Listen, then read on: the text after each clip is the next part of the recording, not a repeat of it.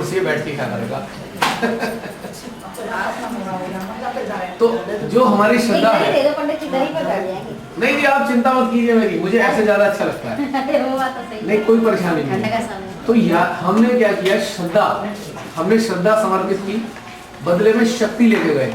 रोते हुए आए थे। स्कूल के बच्चे हैं, रानी देवी के इलाहाबाद के स्कूल के। यहाँ माँ कार्यक्रम कराने जा रही हैं जागृति का।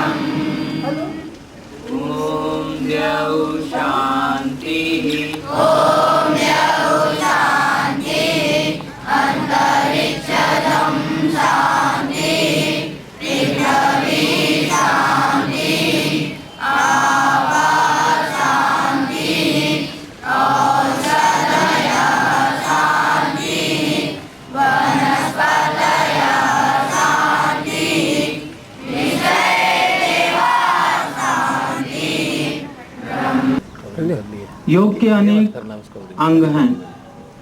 योग शब्द युज धातु से बना है। युज अर्थात जोड़ना, व्यक्ति को प्राणायाम, प्रत्याहार, धारणा, ध्यान और समाधि। इसके प्रथम 4 अंग बाहिरंग हैं, बाह्य जगत से जुड़े हुए हैं, और अंतिम 3 हमारे अंतर जगत से, हमारी अंतरात्मा से जुड़े हुए हैं। और ये तीनों ही अंग हमारे विल पावर को, हमारे आत्मबल को, हमारी आत्मशक्ति को विकसित करते हैं। गांधी ताकतवर नहीं थे। भगवान बुद्ध शरीर से बहुत सक्षम नहीं थे। उनका आत्मबल इतना अधिक था कि उन्होंने अपनी क्षीण काया के माध्यम से ही संपूर्ण, उसे स्वादिष्ठान बोला, और यहाँ पर एक शक्ति की देवी बैठ गई सरस्वती, सरस्वती, सारे ज्ञान को धारण करने वाली, सारे रसों को धारण करने वाली सरस्वती माँ, जिसकी आप उपासना करते हैं रोज। कितना अच्छा वातावरण है आपके स्कूल का, मैं तो देख के बहुत खुश हुआ। मंत्र, ओम, प्रार्थना, इतने अच्छे परवरिश आपको मिल रही है, आप कल्पना नहीं कर सकते संसार में क्या हो रहा है। बहुत जगह जाना हुआ है मेरा, इतना सुंदर वातावरण मैंने नहीं देखा। सच्चाई है ये बात। तो ये आपको धन्य, अपने जीवन को धन्य मानना चाहिए कि आपको प्रारंभिक अवस्था में इतना सुंदर वातावरण मिल रहा है। वाकई ये भगवान की एक प्रताप है, एक आपका परिणाम है उसकी कृपा का। तो दूसरे चक्र में बैठी हैं माँ सरस्वती, जो हमें ज्ञान देती हैं, ज्ञान की देवी हैं, संसारिक ज्ञान भी देती हैं, भगवान का ज्ञान भी देती हैं। और उनकी हेल्प करने के लिए बैठे हैं ब्रह्मा जी, साक्षात क्रिएटर हैं। जो हमारे अंदर जो रचनात्मक प्रवृत्ति है, कलात्मक प्रवृत्तियां हैं, वो ब्रह्मा जी देते हैं। और ये शरीर के कौन से हिस्सों को देखता है? किडनी, पैनक्रियास, इंटेस्टाइन, लीवर, 4 मुख्य अंग। अगर एक भी गड़बड़ हो जाए तो सारा इंजन खराब कर देंगे। गाड़ी का इंजन हार्ट को भी खराब कर देते हैं, सारे सिस्टम को खराब कर देते हैं। और ये बिगड़ते क्यों हैं? किडनी क्यों फेल होती है जानते हैं? अगर भगवान जी ने हमें ज्ञान दिया, हमें वकील बना दिया पेशे से, या डॉक्टर बना दिया, अब हम MBBS तो किया है 10-20 लाख रुपए का कैपिटेशन फीस देकर, तो हम डॉक्टर तो बन ही नहीं सकते, व्यापारी ही बनेंगे। पुरानी साइकिल मिली, चाहे हीरो रेंजर मिली, कोई दिक्कत नहीं, एक ही बात है, क्योंकि भगवान दे रहे हैं। हम उसके लिए झगड़ा नहीं करेंगे माँ बाप से, जैसी उनकी सामर्थ्य होगी वो हमें दिला देंगे। किसी को देख के हमें उन माँ बाप को परेशान नहीं करना चाहिए, जो हमारी स्थिति है उसमें खुश रहना चाहिए। ये सेटिस्फेक्शन हमें नाभि चक्र से मिलता है, क्योंकि यहाँ पे जो शक्ति बैठी है, लक्ष्मी और विष्णु नाभि में बैठे हैं। क्षीर सागर है नाभि, भव सागर कहलाई है, भावनाओं का संसार, भावनाओं का सागर है हमारे नाभि। लेकिन जब विष्णु और लक्ष्मी इस पे विराजमान होते हैं तो ये क्षीर सागर हो जाता है, हमारे सारे खराब भावनाओं को क्षरण कर देता है, नष्ट कर देता है। इसलिए इसका नाम क्षीर है, क्षरण करने वाला, नष्ट करने वाला, विकारों को खत्म करने वाला सागर। और समुद्र का गुण आप जानते हैं, उसमें लोहा, लंगड़, स्टील कुछ भी डाल दीजिए, कुछ दिनों बाद वो सब खत्म हो जाएगा। उसके अंदर ऐसे तत्व हैं, किसी भी मटेरियल को खत्म कर देते हैं, डिसॉल्व कर देते हैं। और यही हमारे अंदर खूबी है, हमारी नाभि में भी खूबी है। अगर लक्ष्मी विष्णु की शक्ति जाग गई है तो ये क्षीर सागर बन जाता है। जितने भी हमारे नकारात्मक भाव हैं, इसको नष्ट करने की सामर्थ्य रखता है और अमृत देता है हमें। अमृत, क्षीर सागर का मंथन हुआ था, विष और अमृत दोनों निकले थे, तो यहाँ पे भी वही अमृत भी निकलता है। जब नकारात्मक चीजें नष्ट होने लगती हैं तो अमृत की उत्पत्ति होती है, और उस अमृत का असर हमारे पूरे जीवन, हमारे मन मस्तिष्क पे रहता है।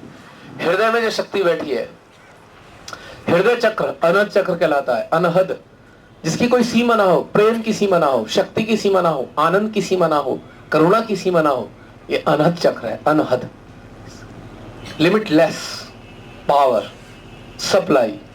1,12,000 शक्तियां इस चक्र की हैं, मां निर्मला ने बताया। 16,000 टू द पावर 7, ये इसकी पावर है हृदय चक्र की। इसलिए हमारे शरीर में इससे ज्यादा शक्तिशाली कोई चक्र ही नहीं। जब इतने शक्तिशाली चक्र को भगवान ने हमारे शरीर में बनाया तो इसको कोई मामूली देवता नहीं संभाल सकता। जगदम्बा हृदय में विराजी, मध्य हृदय में, जिसपे सारे संसार का दम भरती है, सारी जिम्मेदारी है संसार की, कि कोई भी नकारात्मक घटना घटित नहीं होने दूंगी, सबको नष्ट कर डालूंगी। जो भी भगवान हृदय में शिव पार्वती का स्थान, दाएं हृदय में श्री राम और सीता का स्थान। इतनी बड़े क्षेत्र में इतनी बड़ी शक्तियां हमारे अंदर। फिर थोड़ा ऊपर चलते हैं, विशुद्धि चक्र कहलाता है। कंठ, कंठ में विशुद्धि चक्र है। विशुद्धि नाम से जाहिर है, विशुद्ध यानी कि प्योर, प्योर एकदम सत्य। ये चक्र की शक्ति है, क्योंकि इस जगह कौन बैठे हैं जानते हैं? मुरली मनोहर श्री कृष्ण कंठ में बैठे राधा जी के साथ। उन्होंने माधुरता बिखेरी। तो हमारी वाणी में अगर माधुर्य है, विनम्रता है, तो श्री कृष्ण जी की कृपा का परिणाम है।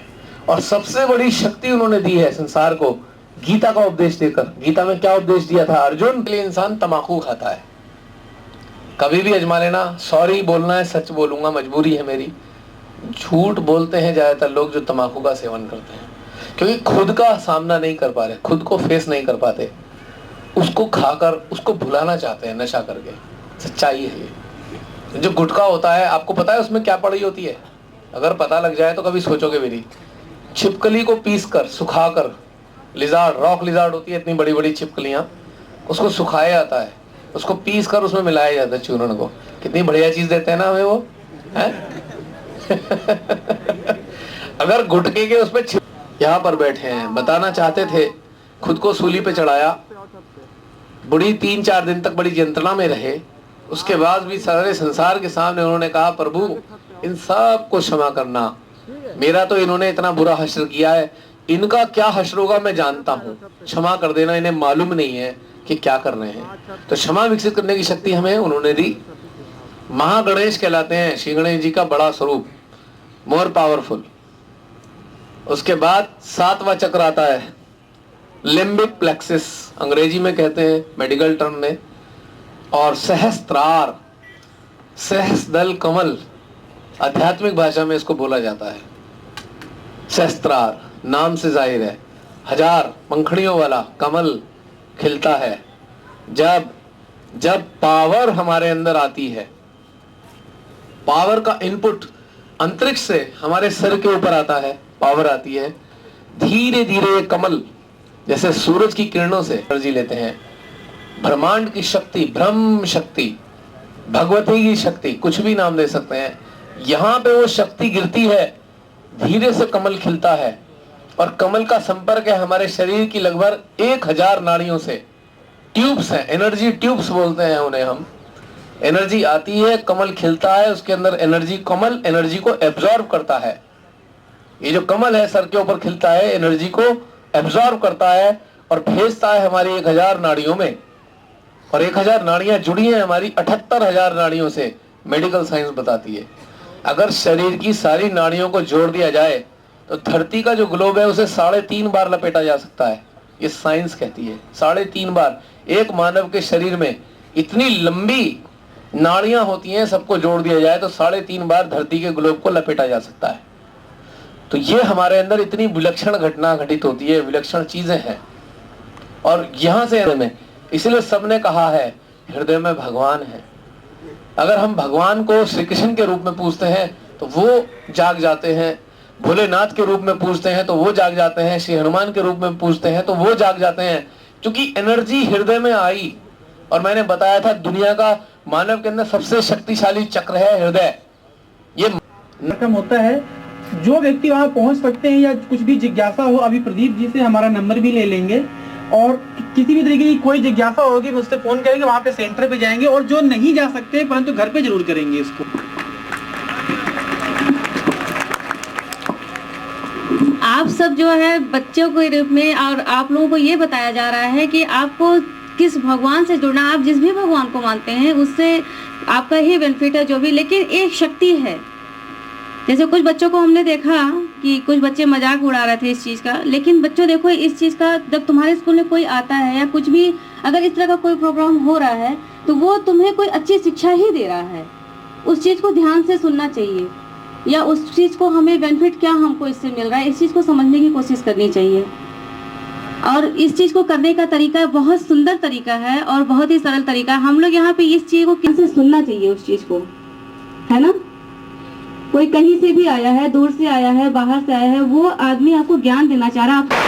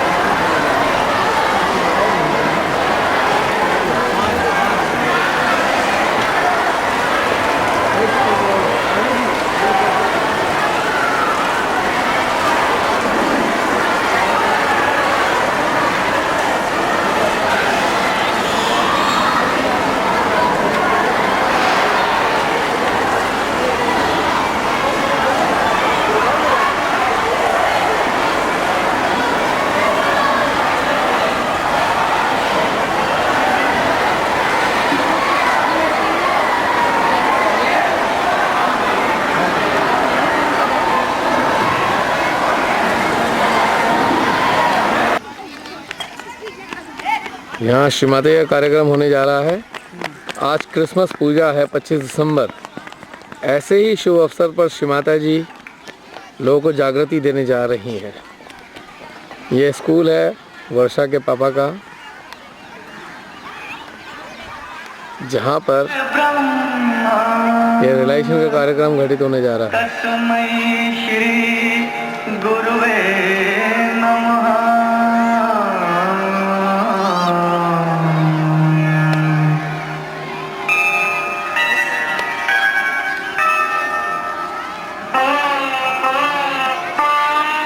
जहाँ डाल डाल पर सोने की चिड़िया, जहाँ सत्य अहिंसा और धर्म का पग पग लगता डेरा, वो भारत देश है मेरा, वो भारत देश है मेरा।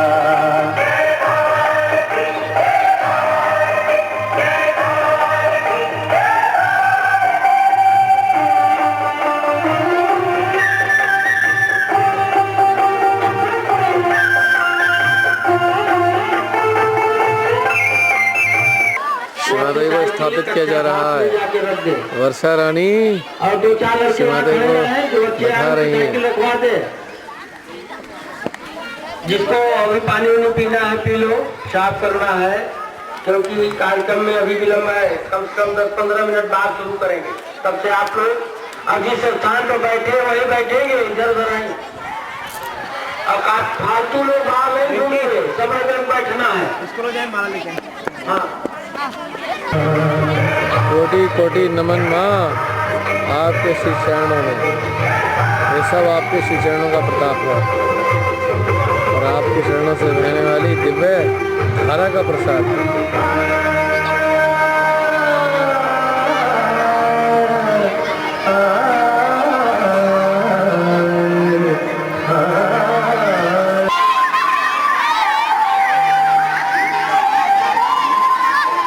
ये हैं वर्षा के बाबा जी, जिनका जन्म आज ही के दिन हुआ था, 25 दिसंबर को जन्मे बाबा जी। इनकी दिव्य आत्मा का ही प्रसाद है, जिनके कारण श्री माता जी का ये कार्यक्रम संपन्न हो पा रहा है। इन्हीं की याद में आज यहाँ पे सालाना जलसा करते हैं।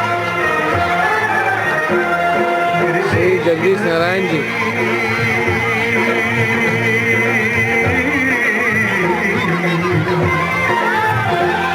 मेरे देश की धरती सोना उगले उगले हीरे मोती, मेरे देश की धरती।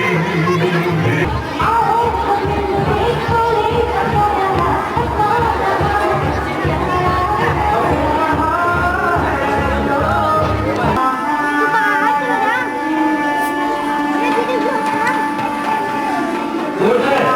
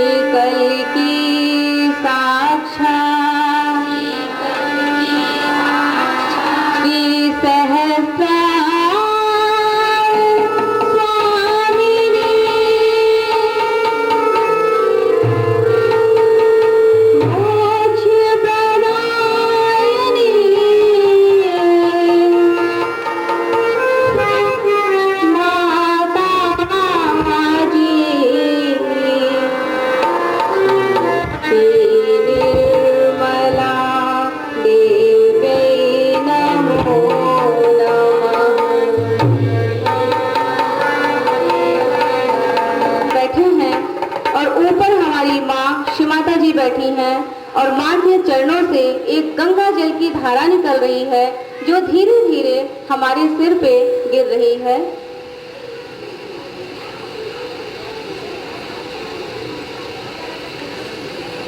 माँ से प्रार्थना करें, माँ कृपा करके अपने सुंदर चरण कमल को लिए हमारे हृदय में, हमारे विद्यालय में आप विराजमान हो जाइए। माँ आइए, माँ हमारे विद्यालय में आइए। माँ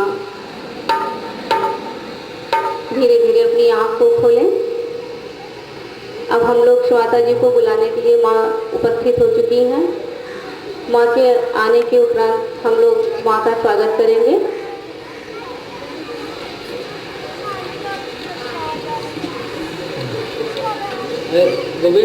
स्वागत आगत स्वागतम, स्वागत आगत स्वागतम, हम सब करते स्वागतम, हम सब करते स्वागतम। आज हमारे बीच पधारे, आज हमारे बीच पधारे, श्री माता जी आप ही तारे, श्री माता जी आप ही तारे। झुक के करते हैं गान, झुक के करते हैं गान। स्वागत आगे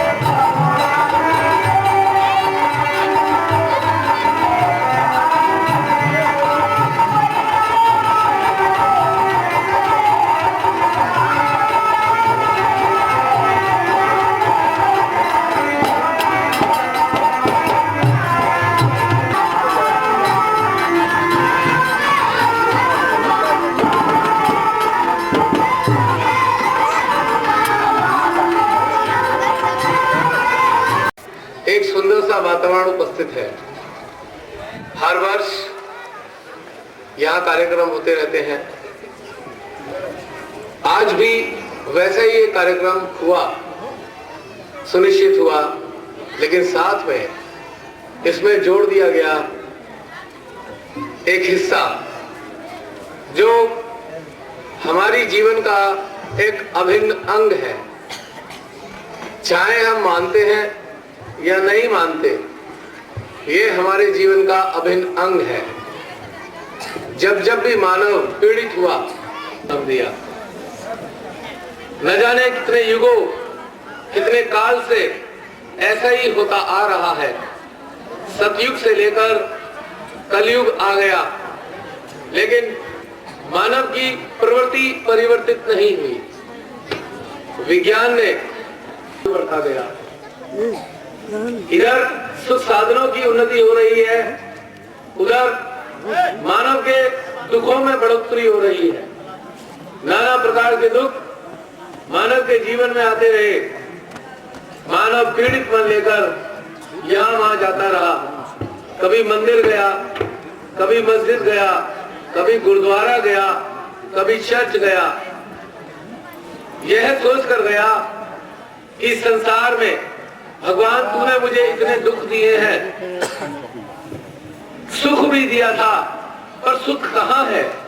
आया, थोड़ा समय आया, चला गया। जन्म हुआ, नाना रूप में मानव ने उस अपने ईश को पुकारा, अपने जन्मदाता को पुकारा, हे प्रभु आओ।